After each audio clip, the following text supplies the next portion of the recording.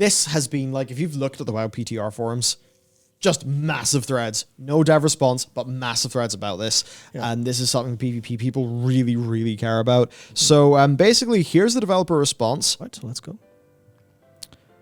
So everyone knows, expectations about how PvP gearing should play out during a player's initial gearing up phase each season have shifted from expansion to expansion. Yes, that's a sentiment I think we can agree with. While Michael's trying to sneak around eating a handful of peanuts and trying to... The whole design was wildly changed. Yeah, it's like the expectations have changed because you have clearly no fucking idea what you're doing. So, fair enough. It's a shame that in, 17 years you've not found a design that works and stays steady. Sad, but... yes, what else? I've seen a lot of these expectations shift from patch to patch, especially since the end of Legion. When we set about working on 9.1.5 from a PvP perspective, it was very clear that players want the gearing up phase to be shorter and the staircase of power to be less steep. Yes, of course that makes sense for, I guess, a more modern PvP experience where people are used to instance-based like MOBAs and stuff like that, where spending a lot of time to get to the upper echelons feels like a massive pain in the ass, especially the way gearing is oriented, where if you lose, it's so slow. So you need gear to get to the good gear, if you get me. That's the part that's very interesting. Oh yes, the one he threw away later. Yes, absolutely. I'll remind him, don't worry.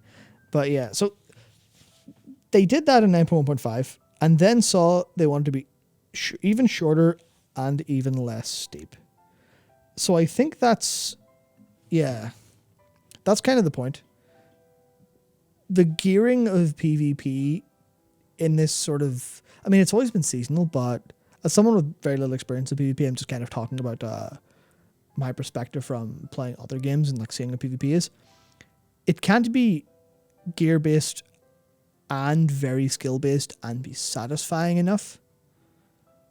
So they kind of need to have it away so the gear doesn't matter.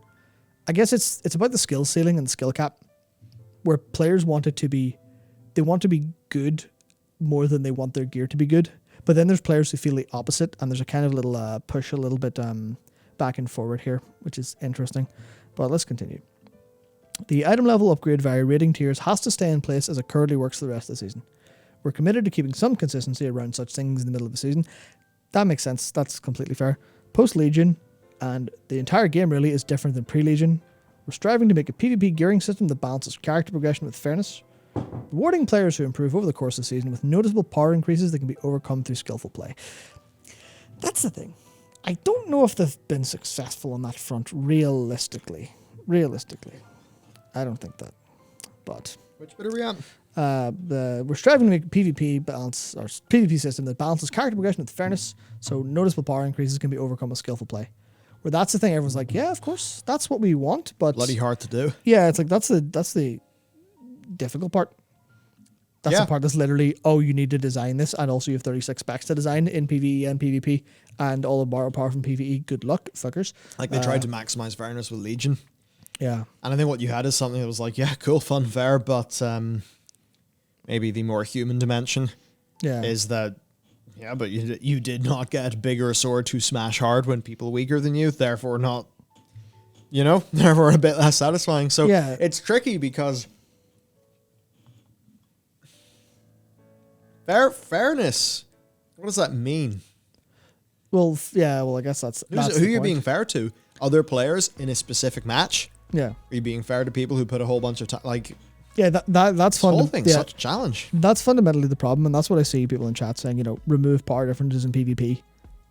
You can't outskill gear. It's like that's fundamentally the problem. As far as I understand it, you cannot outskill gear, so gear matters more than skill, which means a great player who hasn't had time to log in for a week during the first week of the season is now fundamentally deeply behind, and it's unfair to them. But it's fair to people who put the time and effort in to get the gear earlier on. So that's a case of fairness where it is funny, where I would almost never suggest doing this in any other context of World of Warcraft, but it just needs to be a completely level playing ground for skill to be the important factor. But skill, I guess there's almost an element of, I can't remember. I can't believe I forgot the way he said it. but it was, you think you do, but you don't. There's a little bit of that where gearing in PvP is so important to World of Warcraft that if you get gear in PvP and it doesn't make you stronger, then what's the point? Yeah. But, so that's like a fundamental thing. Legion. Yeah. But Legion's then PvP did this and people didn't like it. Yeah. So that's the... So the thing that I think loads of people are asking for, we've done it and people didn't like it. Yeah. So there's something not to like on either side of this fence. Yeah.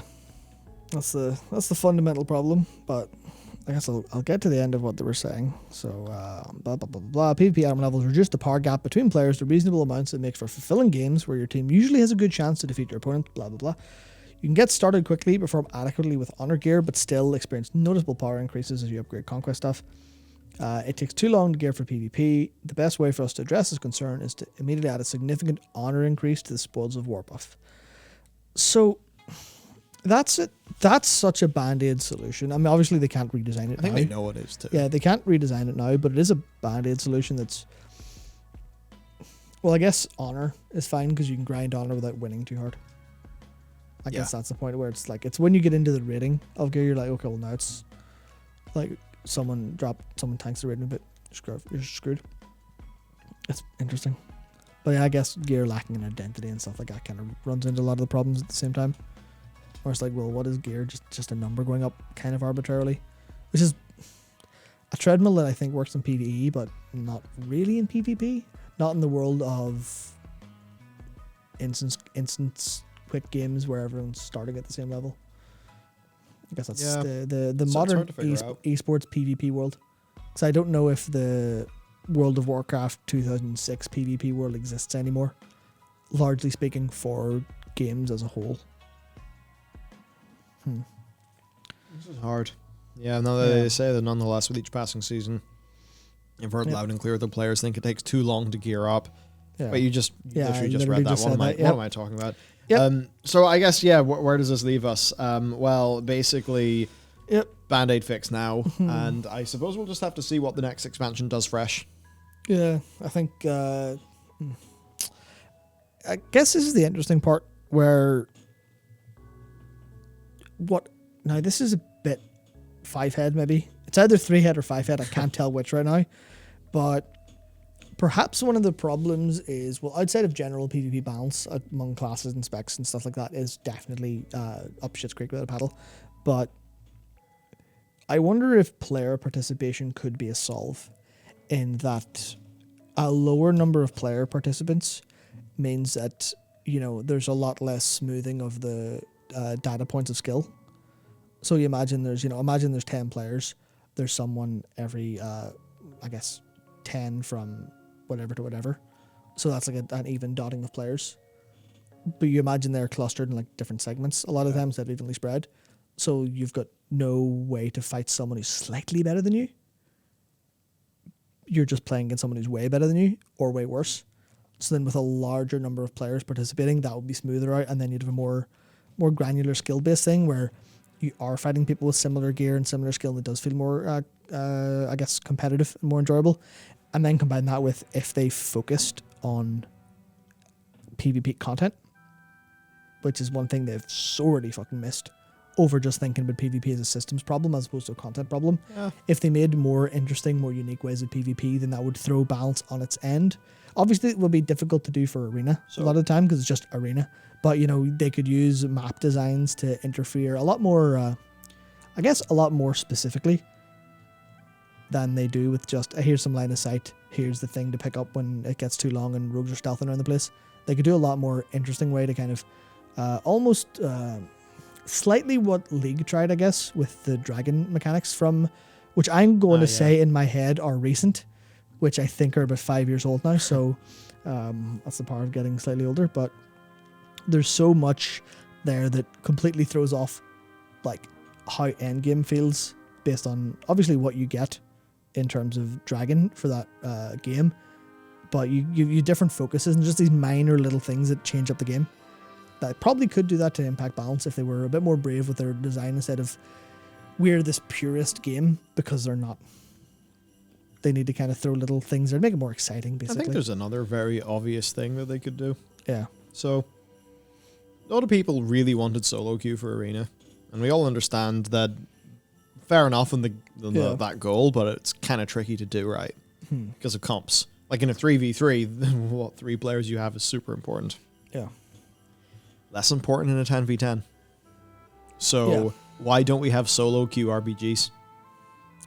That you get a rating for, and all of that stuff, because there's so many team games where you can do a solo queue, and I know that sure, you're not going to have the pick of your comp, and that could change win rates, but that's okay. It's probably not going to be that bad as long as you ensure that the overall comp of I don't know, like 8 DPS, 2 healers or whatever, that it's always the same. Yeah. In that case. Because for me, honestly, I'm not as interested in at all in Arena. I think I would be far more interested in an RBG because there's more than just the combat. Now, there's obviously the strategy of dealing with your cooldowns and all of that within combat, but there's the other layer of the objectives, right? So because of that, I just think that a solo queue RBG feature would be really good for the game. And also, it would be a neat way for people to get some PvP gear to get them competitive in the arena. Because even if you're just like a little bit weaker, you can still, there's a bit more of a play space, I suppose, to operate in. I mean, that's, I guess, where the kind of natural cooperation comes from. Maybe a bit difficult with 10, but it's the same thing when people randomly queue for a dungeon. You expect them to be able to go, all right, we can work on this together. Yeah. You expect that of LFR. As to how often it happens on the harder LFR fights, that's a different question.